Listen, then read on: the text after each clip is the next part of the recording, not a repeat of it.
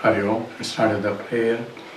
Om Samasta Jana Kalyani Niratam Karunamayam Namami Chinmayam Devam Sadgurum Brahma Vidvaram Vasudeva Sutam Devam Kamsa Chanura Mardhanam Devaki Paramanandam Krishnam Vande Jagadgurum Tvameva Mata Cha Pitattvameva Tvameva Bandhuscha Sakattvameva Tvameva Vidyatra Vidam Tvameva Tvameva Sarvam Namadeva Deva Tvameva Sarvam Gurudeva Deva. Hari Om. We're doing the question and answer session. Now another question that was posed is, how can sadhana decondition the mind? Now do you understand the question first? This comes mostly from the J. Krishnamurthy's groups again, and he starts saying that our minds are conditioned. Our minds are conditioned because the way we are being brought up, with our culture, where you are born and how you've been brought up, the society conditions you and so on. So you think in one way because you are trained to think in that way. Another person has brought up in a different environment and different culture. He thinks in a different way because his mind is conditioned to think in that way. So any thinking pattern is dictated by your past or your conditioning. So the mind is always conditioned by your culture, traditions, values, and your birth environment, you are brought up on all that. So if somebody says God is there, he is an atheist, and because he has been brought up in a family where the people believe in gods and all that.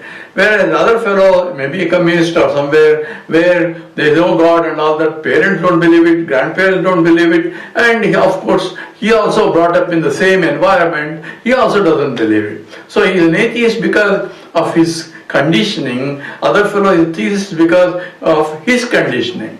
So everybody thinks in that way because of the conditioning only. So what should I do? So the truth should not be conditioned. Unconditional should be the truth. So okay, I want to uncondition my mind. So what should I do? And J. Krishnamurthy clearly says that if you follow another path to decondition the mind, that path will condition you again. It's like instead of iron shackles, you are going to wear golden shackles, but still you are bound. So therefore, no path can give you deconditioning. So what is the point? How am I going to do? So the trick is, he says, if you listen carefully, says you observe your mind. When you observe your mind, your conditioned mind, when you observe, that itself deconditions the mind. And that is the trick. So I read all those things and I say, yes, agree, that is conditioning. I want to decondition my mind. So I sat down and said, I wanted to observe. Okay? Then suddenly a question came to me, who is an observer now? If I had to observe my mind, who is an observer? Has to be something different from mind. I couldn't find anybody. So I said, maybe mind has to observe the mind. So I had to mind, looking at the mind has to decondition itself. So this is a very tricky situation. And so, okay, when I sat down and do partially looking at my own mind, by using my mind only, and when I try to look at it, how is the conditioning, of course, I'm looking at what is conditioning, nothing will be there. When you are somebody is observing, nobody will try to show up. So that's one, and before I know, if it shows up, observation gone, I ran along with the mind. So all over the world, sitting in my room. So this is every time I do, the same thing is happening. And this is not the way. Mind cannot observe the mind, and mind is running away, it goes along with the observer also goes away along with it. So that's why I gave up that also. Then only I recognize that I need to train the mind to observe the mind. That training is required. That training comes from sadhana. Now I understand what is sadhana is good. Not for path, not for, it's to decondition the mind. I need to condition the mind in such a way that deconditioning also is removed. That is the type of sadhana I need.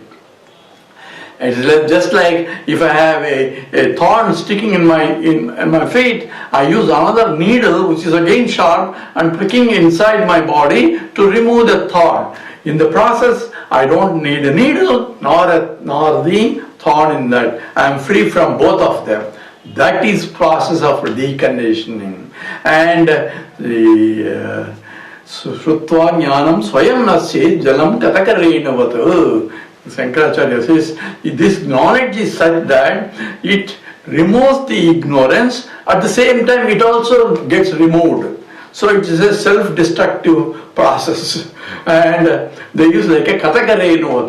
Katakarenu is in olden days they used to purify. So when the water is dirty, they put Katakarenu powder, some kind of a nutty powder, and spread it all that. And it, because of its surface tension, it spreads all over the whole this one. And in the process it absorbs and water and becomes heavy. As it sinks down, it traps the colloidal, the impurities also along with it. So now in the end, after some time, neither will be Katakarenu powder nor the dirt. Both got destroyed in the process. And that's what in fact Shankara recognizes that. He says, Krutva Jnanam Swayam Nasya Jalam Katakarenavatu. This knowledge is Vedanta knowledge, gives you knowledge, and in the process you go beyond Vedanta knowledge also. He says this is only teaching of the Shastras and so on, but the truth is beyond even, because Vedanta also belongs to the Mithya only. Truth is beyond that, and therefore that value of that is also not there anymore. Other than aiding you to reach that, then afterwards it's no more. And that's why we said that, remember the statement, 4 miles of running is necessary to discover the 4 miles of not running is not necessary. That's because when my wife gave him necklace, he went to his friend's house 4 miles and found, and after chit-chatting he came back home and found the necklace is not there. So he ran 4 miles and only discovered that the necklace was only in his neck when his friend showed him. So now is 4 miles running necessary? Because he never lost it. At the same time, if he says not necessary, he is worried to death because that necklace is gone. So he says the correct answer is 4 miles is running necessary to discover the 4 miles of running is not necessary. Sadhana is required to discover that you are already Brahman. There is no sadhana. And that is the type of conditioning you need. That's why it's called yogam. Yogam is that which integrates the personality so that it purifies, so that it now eligible to discover that you are not this, you are Brahman itself. So therefore, it's not conditioning, you need some kind of a calculated, disciplined mind is required, that condition is required to remove all the conditionings also. And that is how Vedanta prescribes the Karma Yoga and all other yogas. With that we start. Om Purnamada Purnamidam Purnat Purnamudachyate Purnasya Purnamadaya Purnameva Vasishyate. Om Shanti Shanti Shanti. Harihi Om Sri Gurubhyo Namaha.